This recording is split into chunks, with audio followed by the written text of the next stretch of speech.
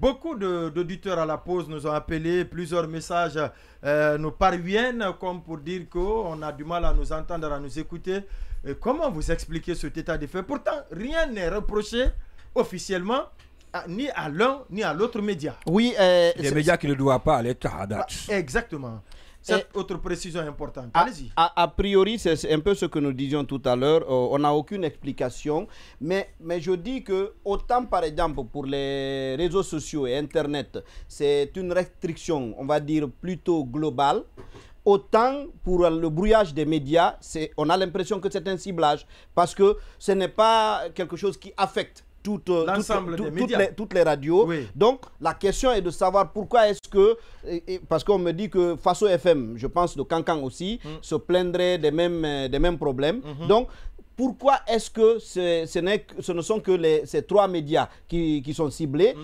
Personnellement, je ne le comprends pas. Vous l'expliquer. Parce que, à la limite, si la HAC est là, et je pense que quand il est question de surveiller, elle fait plutôt bien son travail. Oui. Donc, si on s'était rendu coupable de choses répréhensibles, notre premier interlocuteur, ce serait la HAC. Et la HAC, encore une fois, l'a fait plus d'une fois, même si ça n'a pas été suffisamment, on n'en a pas suffisamment parlé, mais nous avons été convoqués, nous avons eu des séances d'explication avec la HAC. Si on brouille nos signaux, sans qu'on nous envoie une notification pour dire que ce serait pour telle ou telle raison, oui. Honnêtement, je ne comprends pas.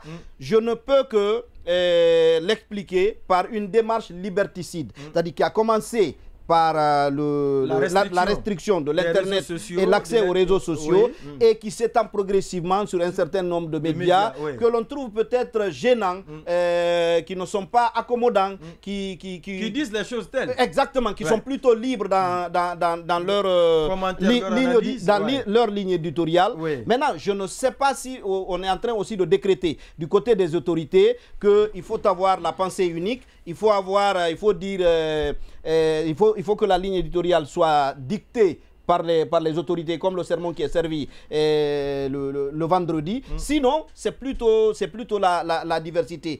Tant qu'on reste dans les clous de l'éthique et de la déontologie, en principe, on ne devrait rien nous reprocher. Mais là, encore une fois, on n'a personne vers qui s'adresser. Ouais. Parce que même quand... Oui, moi j'ai appelé le président de la haute autorité de la communication. Oui, justement, il y a la HAC qui doit jouer ce rôle. On me fait signe que Abouakar Kamara... C'est très grave ce que la HAC fait. Oui, c'est la HAC qui doit jouer ce rôle. Oui, parce qu'il est déjà en ligne, Abouakar Kamara. Le rôle de la HAC et la présidente de la HAC dans le temps. Oui, quand on a brouillé les zones de Gangan, Martine est montée au créneau et a demandé à l'ARPT... Seule la HAC peut autoriser l'ARPT à brouiller les zones. C'est vrai. Et bien que le président Alpha Condé lui-même avait ordonné à ce que les zones de Gangan soient brouillées. Ce n'est plus la même loi, la loi qui gouvernait. Aussitôt, Abakar Kamaravan le confirmait tout à l'heure, aussitôt les zones de Gangan ont été rétablies. Donc, libérées. Avant, c'était la L003, maintenant nous avons malheureusement,